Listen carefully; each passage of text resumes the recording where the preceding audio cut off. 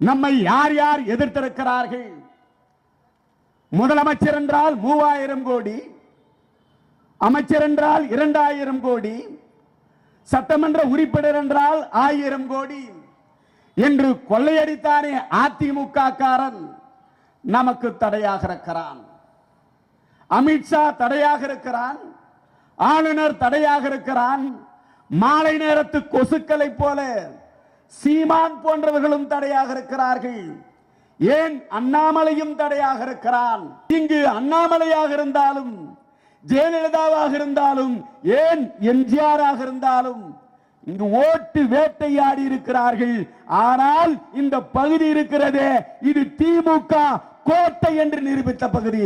இந்த பகுதி ஜெயலலிதாவுடைய சமாதியிலே சசிகலா ஓங்கி ஓங்கி அடித்துக் கொண்டிருக்கிறார்.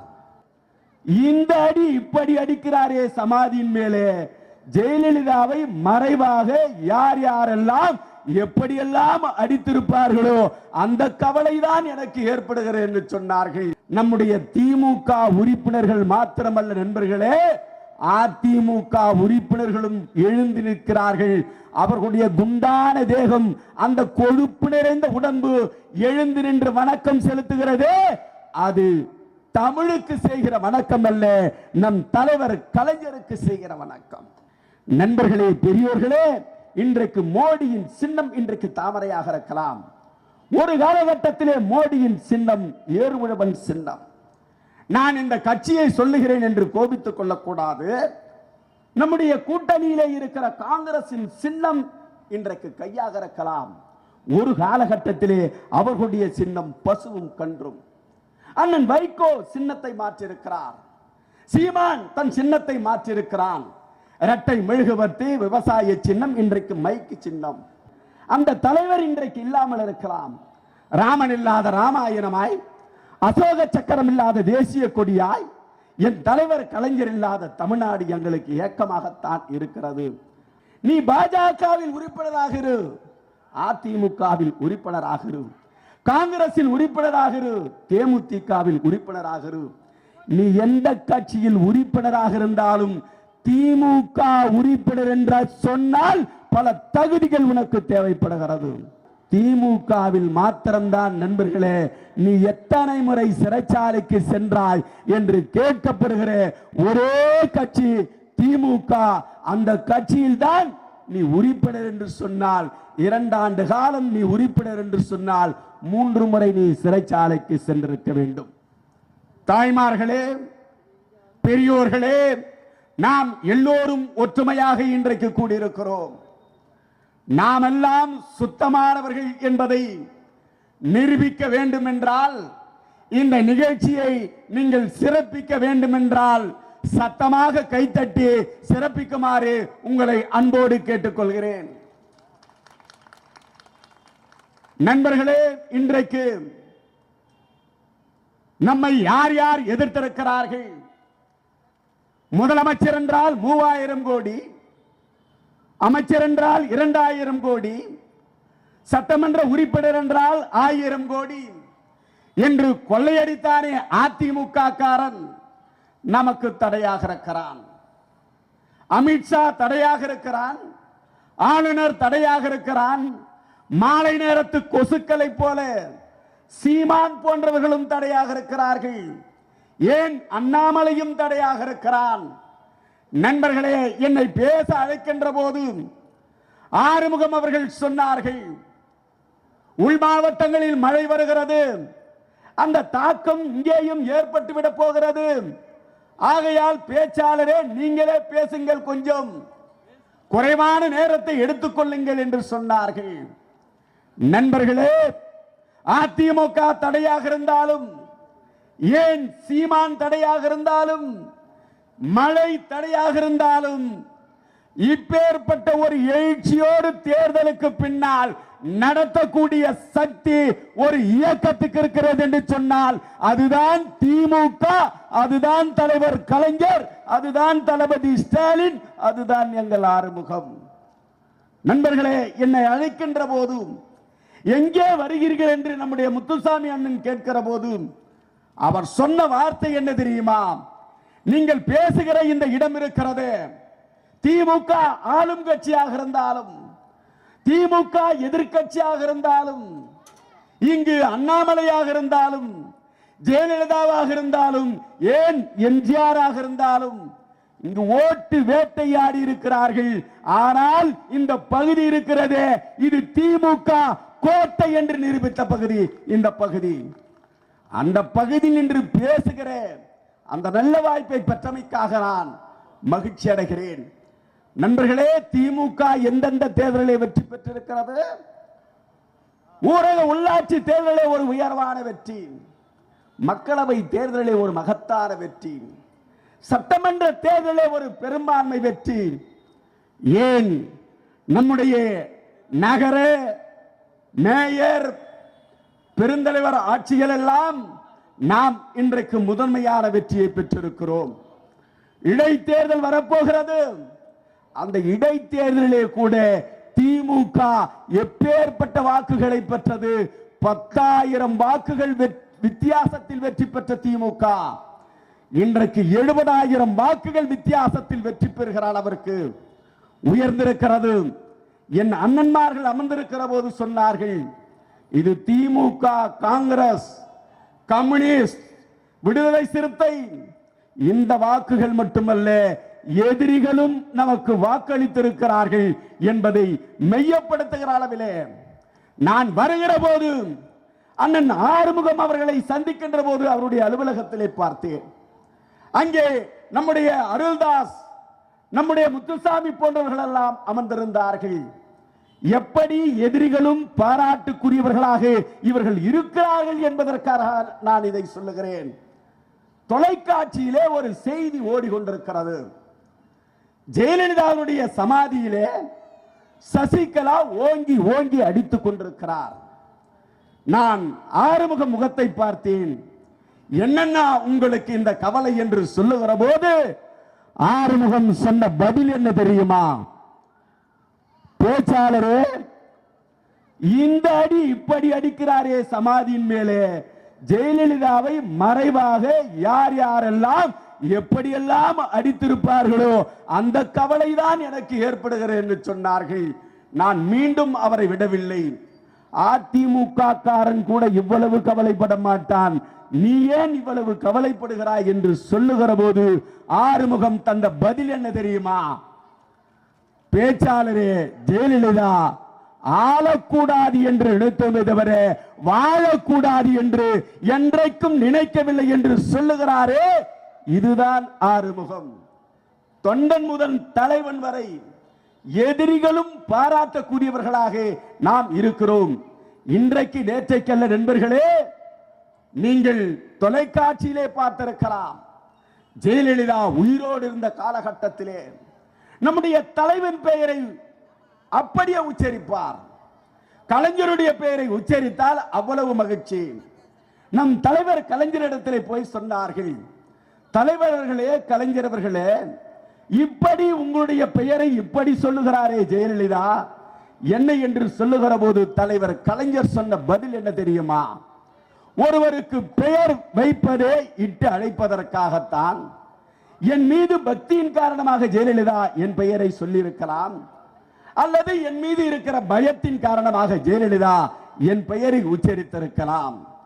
யார் எப்படி எத்தனை முறை உச்சரித்திருந்தாலும், அது எடப்பாடியாக இருந்தாலும், ஓபிஎஸ் ஆக இருந்தாலும், ஏன் விஜயபாஸ்கராக இருந்தாலும், எல்லோரும் நம்முடைய தலைவருடைய பெயரை அப்படி உச்சரித்திருந்தாலும், அப்படி உச்சரிக்கிறவர்கள் எல்லாம் அத்தனை முறைக்கு மேலாக எழுந்து நின்று வணக்கம் செலுத்தியிருக்கிறார்கள். அது எந்த இடம் தெரியுமா நண்பர்களே? நீராறும் கடலுடுத்த என்ற பாடல் பாடுகிற போது அங்கு மாணவர்கள் எழுந்திருப்பார்கள், ஆசிரியர்கள் எழுந்திருப்பார்கள். அரசாங்க விழாக்கள் நடைபெறுகிற போது அதிகாரிகள் எழுந்திருப்பார்கள். இன்றைக்கும் சட்டமன்றம் கூடுகிற போது நம்முடைய திமுக உறுப்பினர்கள் மாத்திரமல்ல நண்பர்களே, அதிமுக உறுப்பினர்களும் எழுந்து நிற்கிறார்கள். அவர்களுடைய குண்டான தேகம், அந்த கொழுப்பு நிறைந்த உடம்பு எழுந்து நின்று வணக்கம் செலுத்துகிறதே, அது தமிழுக்கு செய்கிற வணக்கம் அல்ல, நம் தலைவர் கலைஞருக்கு செய்கிற வணக்கம். இப்பேற்பட்ட வணக்கத்தை பெற்ற தலைவர். நண்பர்களே, நாம் ஜெயலலிதாவுக்கு 3 முறை வாய்ப்பு கொடுத்திருக்கிறோம். எம்ஜிஆர் 3 முறை ஆட்சி செய்திருக்கிறார். பெருந்தலைவர் காமராஜர் 3 முறை ஆட்சி செய்திருக்கிறார். இப்படி 3 முறை ஆட்சி செய்தவர்கள் எல்லாம் மாண்டு போயிருக்கிறார்கள். அந்த வரிசையிலே ஜெயலலிதா சேர்ந்து விட்டார். 1 முறை ஆட்சி செய்திருக்கிறார் பக்தவச்சலம், 1 முறை ஆட்சி செய்திருக்கிறார் ஜானகி அம்மையார். இப்படி 1 முறை ஆட்சி செய்தவர்களாக சேர்ந்து விட்டார் நம்முடைய எடப்பாடி. 1 முறை ஆட்சி செய்திருக்கிறார். நண்பர்களே, நான் சொல்ல வந்த செய்தி என்ன என்று சொன்னால், இன்றைக்கு கூட சந்திரபாபு நாயுடு 4வது முறையாக ஆட்சி செய்து கொண்டிருக்கிறார். நம்முடைய பீகாரை ஆட்சி செய்கிற நிதிஷ்குமார் 3 முறை ஆட்சி செய்து மேலும் ஆட்சி செய்து கொண்டிருக்கிறார். நண்பர்களே, பெரியோர்களே, நாம் மதிக்கப்பட்ட தலைவர், நம் தலைவரால் மதிக்கப்பட்ட தலைவர் ஜோதி பாசு 4 முறை ஆட்சி செய்திருக்கிறார். நண்பர்களே, பெரியோர்களே, யார் எத்தனை முறை ஆட்சி செய்திருந்தாலும் இந்திய சரித்திரத்தில் தமிழக வரலாற்றில் 5 முறை ஆட்சி செய்த ஒரே முதலமைச்சர் நம்முடைய தலைவர் கலைஞர் மாத்திரம்தான். அத்தனை தலைவர்களும் தேர்தலில் தோற்று போயிருக்கிறார்கள். இன்றைக்கு எடப்பாடி தோற்று போயிருக்கிறார். 2 முறை சட்டமன்ற தேர்தலிலே தோற்று போயிருக்கிறார். ஜெயலலிதா பர்கூரிலே தோற்று போயிருக்கிறார். நிதிஷ்குமார் 3 முறை சட்டமன்ற தேர்தலில் தோற்று போயிருக்கிறார். எடப்பாடி தோற்று போயிருக்கிறார். ஏன் இன்றைக்கு சந்திரபாபு நாயுடு தோற்று போயிருக்கிறார்? இன்றைக்கு முதலமைச்சர். நண்பர்களே, பெரியோர்களே, 13 முறையும் தேர்தலில் நின்று 13 முறையும் வெற்றி கண்டிருக்கிற ஒரே தலைவர் நம்முடைய தலைவர் கலைஞர் மாத்திரம்தான். அவருக்குத்தான் இன்றைக்கு விழா எடுத்துக் கொண்டிருக்கிறோம். இத்தனை தலைவர்களும் கட்சியின் சின்னத்தை மாற்றியிருக்கிறார்கள், கட்சியின் பெயரை மாற்றியிருக்கிறார்கள். நண்பர்களே, பெரியோர்களே, இன்றைக்கு மோடியின் சின்னம் இன்றைக்கு தாமரையாக இருக்கலாம். ஒரு காலகட்டத்திலே மோடியின் சின்னம் ஏறுமுழவன் சின்னம். நான் இந்த கட்சியை சொல்லுகிறேன் என்று கோபித்துக் கொள்ளக்கூடாது. நம்முடைய கூட்டணியிலே இருக்கிற காங்கிரசின் சின்னம் இன்றைக்கு கையாக இருக்கலாம். ஒரு காலகட்டத்திலே அவர்களுடைய சின்னம் பசுவும் கன்றும். அண்ணன் வைகோ சின்னத்தை மாற்றியிருக்கிறார். சீமான் தன் சின்னத்தை மாற்றியிருக்கிறான். இரட்டை மெழுகுவர்த்தி விவசாய சின்னம் இன்றைக்கு மைக்கு சின்னம். இவர்களெல்லாம் கட்சியின் சின்னத்தை மாற்றியிருக்கிறார்கள். அதிமுக நண்பர்கள் யாராவது இங்கு இருப்பீர்களேயானால் நீங்கள் அறிந்து கொள்ள வேண்டும் என்பதற்காக நான் சொல்லுகிறேன். நண்பர்களே, எம்ஜிஆர் மறைவுக்கு பிறகு இரட்டைப்புறா சேவல் என்று பிரிந்து போயிற்று. அந்த கட்சிக்கு எம்ஜிஆர் வைத்த பெயர் என்ன தெரியுமா? அதிமுக என்று பெயர் வைக்கிறார். அன்னை இந்திரா தான் ஒரு அதட்டலை விடுகிறார். இனிமேல் கட்சிகள் எல்லாம் அகில இந்திய அளவிலே பெயர்கள் இருக்க வேண்டும். இனிமேல் கட்சிகள் எல்லாம் அகில இந்திய அளவிலே இருந்தால்தான் நான் அங்கீகாரம் கொடுப்பேன் என்று அன்னை இந்திரா காந்தி ஒரு அதட்டலை விடுகிறார். உடனே எம்ஜிஆர் என்ன தெரியுமா செய்தார்? அந்த கட்சிக்கு அதிமுக என்று பெயர் வைக்கிறார். நண்பர்களே, பெரியோர்களே, எவன் மிரட்டினாலும், எவன் அதட்டினாலும், எவன் பயமுறுத்தினாலும் என் தலைவர் கலைஞர் மாத்திரம்தான் உதயசூரியன் சின்னத்தையும் கருப்பு சிவப்பு வண்ணத்தையும் காப்பாற்றிய ஒரு ஒப்பற்ற தலைவர் நம்முடைய தலைவர் கலைஞர் மாத்திரம்தான். அந்த தலைவரை நாம் பாராட்டுகிறோம். சில பேர் சொல்லுகிறார்கள், புகழுக்கு புகழாரம் சூட்ட தேவையில்லை, புகழுக்கு புகழாரம் சூட்ட தேவையில்லை, மல்லிகைக்கு மனம் பரப்ப தேவையில்லை, ரோஜாவுக்கு நிறம் சேர்க்க தேவையில்லை, தங்கத்துக்கு முலாம் பூச தேவையில்லை, தாஜ்மஹாலுக்கு வெள்ளையடிக்க தேவையில்லை, தேனுக்கு சுவையூட்ட தேவையில்லை, அதுபோல் என் தானை தலைவனுக்கு நாங்கள் புகழாரம் சூட்ட தேவையில்லை, இருந்தாலும் சூட்டுகிறோம். எதற்காக என்று சொன்னால், ஒரு மிகப்பெரிய அறிவியை ஒரு கவிஞன் பார்த்து விடுகிறான், கவித்துவமாக வடித்து விடுகிறான். ஒரு ஓவியன் பார்க்கிறான், ஓவியமாக தீட்டி விடுகிறான். ஒரு சிற்பி பார்க்கிறான், சிற்பமாக வடித்து விடுகிறான். காரணம் என்ன என்று சொன்னால், அந்த அறிவினுடைய மகத்துவத்தை எல்லோரும் அறிந்து கொள்ள வேண்டும் என்பதற்காக, அந்த அறிவிலே எல்லோரும் குளிக்க வேண்டும் என்பதற்காக, அந்த அறிவினுடைய பயன்பாட்டை எல்லோரும் பயன்படுத்திக் கொள்ள வேண்டும் என்பதற்காகத்தான் எங்களுடைய மாவட்ட கழகத்தின் செயலாளர் சுதர்சனம் ஒரு கவிஞனாக இருந்து சிறப்பித்துக் கொண்டிருக்கிறார். எங்கள் பகுதி கழகத்தின் செயலாளர் ஆறுமுகம் ஒரு ஓவியனாக இருந்து எங்கள் கலைஞரை சிறப்பிக்கிறார். எங்கள் வட்டக்கழகத்தின் செயலாளர்கள் ஒரு சிற்பியாக இருந்து எங்கள் தலைவரை நாங்கள் பாராட்டி கொண்டிருக்கிறோம். அந்த தலைவர் இன்றைக்கு இல்லாமல் இருக்கலாம். ராமன் இல்லாத ராமாயணமாய், அசோக சக்கரம் இல்லாத தேசிய கொடியாய், என் தலைவர் கலைஞர் இல்லாத தமிழ்நாடு எங்களுக்கு ஏக்கமாகத்தான் இருக்கிறது. ஆனால் அவர் எழுதிய எழுத்துக்கள், அவர் படைத்த படைப்புகள், அவர் பெற்ற வெற்றிகள், அவர் கண்ட தோல்விகள் எங்களுக்கு கேடயமாக இருந்தாலும் அவர் பெற்றெடுத்த பிள்ளை எங்கள் தளபதி அவர்கள் எங்களுக்கு உறுதியாக இருக்கிறார். இன்றைக்கு எப்படி இருக்கிறார் என்றால், பசியோடு இருப்பவனுக்கு சோறு போல, வெயிலிலே இருப்பவனுக்கு நிழல் போல, தாகத்தோடு இருப்பவனுக்கு தண்ணீர் போல, விக்கலுக்கு நீர் என்றால் இந்த மக்களுக்கு எங்கள் தளபதி தளபதி தளபதி உறுதியோடு இருக்கிற தளபதியாக இருக்கிறார். நண்பர்களே, அதற்காகத்தான் சொல்லுகிறோம், ஒருங்கிணைவோம் வா, எல்லோரும் நம்முடன். விடுதலை நோக்கி தளபதி ஸ்டாலின் ஏன் நிராகரிக்கிறோம் அதிமுகவை? உங்கள் தொகுதியில் ஸ்டாலின் என்கின்ற மக்கள் முழக்கங்களோடு ஒரு வஞ்சகனின் தீஞ்செயலை விட நல்லவனின் மௌனம் நாட்டுக்கு நல்லதல்ல என்பதை உணர்த்துகிற வகையிலே எங்கள் தளபதி தான் இன்றைக்கு மிகப்பெரிய முதலமைச்சராக இருக்கிறார் என்பதால் எங்களுக்கு மகிழ்ச்சி என்பதை விட ஆகச் சிறந்த உழைப்பாளிக்கு நாங்கள் தொண்டனாக இருக்கிறோம் என்ற மகிழ்ச்சியோடு இருக்கிறோம். நண்பர்களே, ஒரு செய்தி, நீங்கள் தான் தலைவரிடத்திலே ஓடோடி வந்தீர்கள். தலைவர் அவர்களே, கலைஞர் அவர்களே, ஈர விறகு எரியாத அடுப்பு, அழுகின்ற குழந்தை, வேலைக்கு செல்லுகிற கணவன், இவற்றையெல்லாம் சமாளித்து சமையல் படைக்கின்றாலே தாய்மார்கள், அவர்களுக்கு ஏதாவது தரக்கூடாதா என்று கேட்டீர்கள். உடனே தலைவர் கலைஞர் உங்களுக்கு அடுப்பு கொடுத்தார். அடுப்பு தந்தால் போதுமா தலைவா? அடுப்பு எரிய வேண்டாமா என்று கேட்டீர்கள். சிலிண்டர் தந்தார் தலைவர் கலைஞர். சிலிண்டர் தந்தால் போதுமா தலைவா? அடுப்பு எரிந்தால் போதுமா? உலை கொதிக்க வேண்டாமா என்று கேட்டீர்கள். உடனே தலைவர் கலைஞர் அரிசி தந்தார். தலைவர் கலைஞர் அரிசி தந்தால் போதுமா தலைவா? உலை கொதித்தால் போதுமா? எங்களுக்கு வேலை எங்கே என்று கேட்டீர்கள். 100 நாள் வேலை தந்தார் தலைவர் கலைஞர். 100 நாள் வேலை தந்தால் போதுமா தலைவா?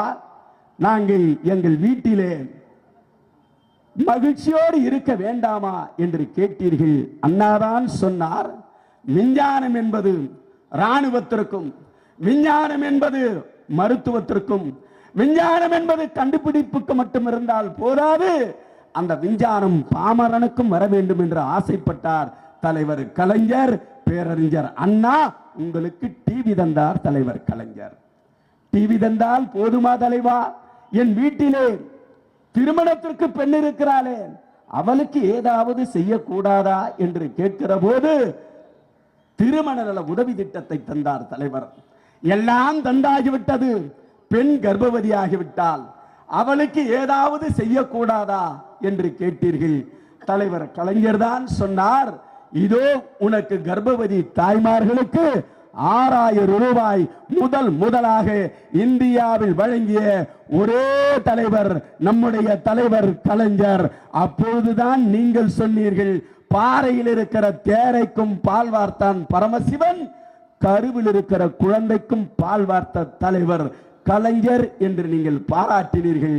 நண்பர்களே, பெரியோர்களே, எந்த கட்சியில் நீ உறுப்பினராக இரு, வேண்டாம் என்று சொல்லவில்லை.